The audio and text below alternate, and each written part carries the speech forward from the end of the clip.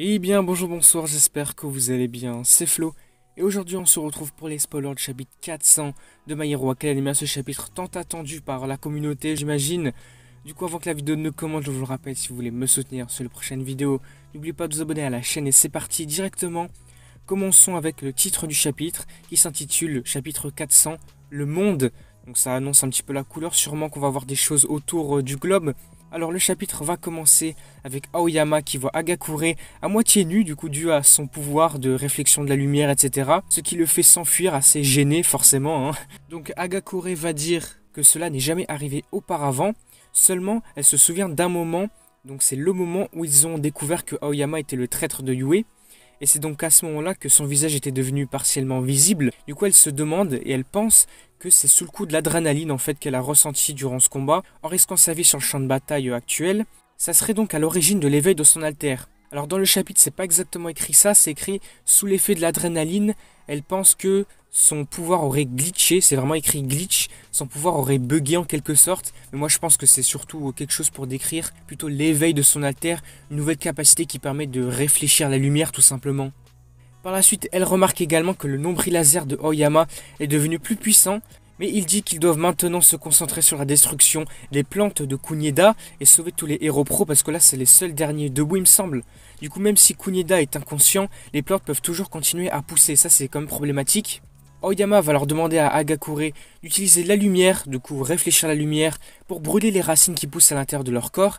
Et elle va s'interroger du coup sur son ventre, parce que c'est vrai que quand Aoyama utilise trop son alter, il a des maux de ventre. Mais Aoyama veut lui dire de ne pas s'inquiéter, qu'il va tout donner, parce que c'est son dernier jour en tant qu'étudiant de Yue. Alors pourquoi il dit ça? Est-ce que en fait pour lui il se considère plus vraiment comme un héros, il se considère surtout comme un traître et comme un vilain maintenant? Et du coup il dirait ça parce que selon lui, Aizawa voudrait l'exclure du lycée je pense. Bon là c'est encore que des questions mais on verra ça peut-être plus tard. Nous revenons ensuite au combat d'All Might contre All for One. All Might va dire que la stratégie d'utilisation d'un laser pour causer des dommages massifs et perturber sa régénération, donc celle d'All for One, a été inspirée par le combat de Star and Stripes. On voit vraiment que All Might utilise toutes les références possibles, donc les élèves, d'autres héros, c'est assez impressionnant, c'est cool quand même à voir. De l'autre côté, nous voyons All for One tenter de s'échapper de ce laser, mais All Might va l'arrêter en utilisant les ondes sonores de Earphone Jack. Là une fois de plus, un alter de ses élèves. Donc il est également alors révélé qu'à la fin du chapitre précédent, All Might a utilisé Tentacool et les propulseurs pour échapper à All for One, et c'est également protégé du laser avec les résines optiques de Invisible Girl qui sont issues de son armure. Alors grâce à cela, All Might a pu réduire l'impact du coup de poing d'All for One avec Tailman, donc un nouvel alter de ses élèves, mais la moitié inférieure de son corps est en lambeaux. Alors en disant ça, et sûrement en regardant les images du chapitre, on a l'impression que ses jambes sont complètement éclatées. C'est bizarre, est-ce que c'est seulement son armure? Parce que ça ferait bizarre que All Might n'aurait plus de jambes et tout, donc c'est complètement bizarre. Je pense que c'est surtout son armure qui est complètement éclatée. Cependant, malgré tout ça, on voit que All Might sourit encore, il garde le sourire, c'est impressionnant, disant que All for One a été stupide de ne pas viser la tête directement, juste parce qu'il voulait tellement voir la grimace d'agonie de l'ancien symbole de la paix. C'est alors que plusieurs vrilles noires vont commencer à sortir du laser, donc provenant d'All for One, venant frapper All Might. Donc ces vrilles noires, c'était comme au chapitre précédent, c'est les espèces de fils noirs, de trucs bizarres là que All for One utilise souvent. De ce fait, All for One va essayer de se libérer, mais All Might va transformer des parties de son armure en sorte de sphère avec Armor Morphing, du coup de Creati, nouvel alter de ses élèves. Et nous allons voir que ces sphères vont coller les mains d'All for One au sol, utilisant la technique Grape Juice, là aussi technique de Mineta. Nous voyons que l'armure d'All Might est très détruite, mais All Might ne peut s'empêcher de rire, disant que la joie engourdit la douleur. Puis nous allons passer d'un autre côté du monde, cette fois-ci du coup qui fait référence au titre du chapitre. Nous allons voir une vieille dame et son petit-fils qui vont regarder le combat, donc ils sont dans un autre pays, on n'a pas la précision. L'enfant va se demander qui est à la télé et sa grand-mère va lui répondre qu'elle ne connaît pas grand-chose au héros, du coup elle ne sait pas vraiment qui c'est.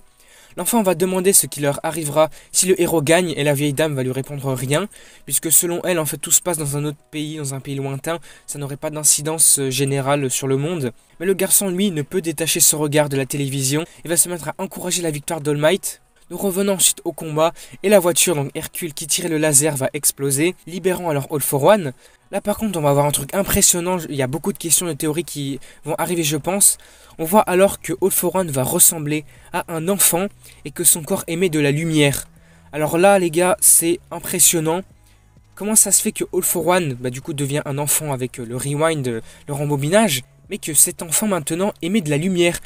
va dire que la théorie première en fait qui vient dans la tête des gens, je pense, c'est qu'au tout début de MHA, on a vu comme quoi le premier enfant avec un alter, c'était un enfant qui émettait de la lumière. Alors est-ce que cet enfant serait All for One? Parce que c'est vrai que du coup il y a une similitude. Les deux enfants émettent de la lumière, mais ça n'aurait aucun sens. Si justement cet enfant qui émettait de la lumière était le tout premier enfant avec un alter, il n'aurait qu'un alter en fait, son alter serait d'émettre de la lumière. Ça n'aurait aucun sens que ça soit All for One, parce que lui de base quand il est né il avait le All for One. Du coup ça n'a aucun sens je pense. Je pense plutôt qu'en fait il aurait potentiellement volé cet alter au premier enfant, je ne sais pas. Mais c'est vrai que là il y a quand même quelques théories à se poser, des questions à se poser, parce que c'est bizarre quand même. Pourquoi il aurait la même capacité, le même alter que le premier enfant et que le premier alter? C'est vrai que c'est plutôt étrange. All Might en voyant All for One comme ça, il va le traiter de petit enfant, c'est assez drôle. Mais All for One va lui répondre: tu as oublié de sourire mon cher ami. Mais quelque chose qui ressemble à un bras va commencer à sortir du dos d'All for One. On a l'impression que c'est un petit peu une évolution physique, un petit peu comme Shigaraki avec les doigts. Là on dirait que c'est un autre bras, une sorte de forme qui se crée sur le dos d'All for One. Mais à ce moment-là, soudain quelque chose va arriver. Le corps d'All for One va se figer complètement. Et là, nouvelle dinguerie, c'est impressionnant, je m'y attendais pas du tout. C'est vrai qu'on avait des petites idées par-ci par-là, mais là c'est incroyable de voir ça. Du coup nous voyons Stain qui arrive avec son planeur. Carrément il s'est cru sur Fortnite le mec, il arrive avec son planeur comme ça. Léchant alors le sang d'All for One sur un débris qui s'était éparpillé avec les coups. Et va crier: allez All Might! Et c'est ainsi que le chapitre va se terminer. Nous apprenons qu'il n'y a pas de pause la semaine prochaine, c'est génial. Nous allons sûrement avoir le retour de Stain. Peut-être que le chapitre va se concentrer sur Stain. Peut-être la fin d'All for One. On verra sûrement un duo, ça va être incroyable. Je suis trop content. Stain All Might contre All for One, ça serait incroyable.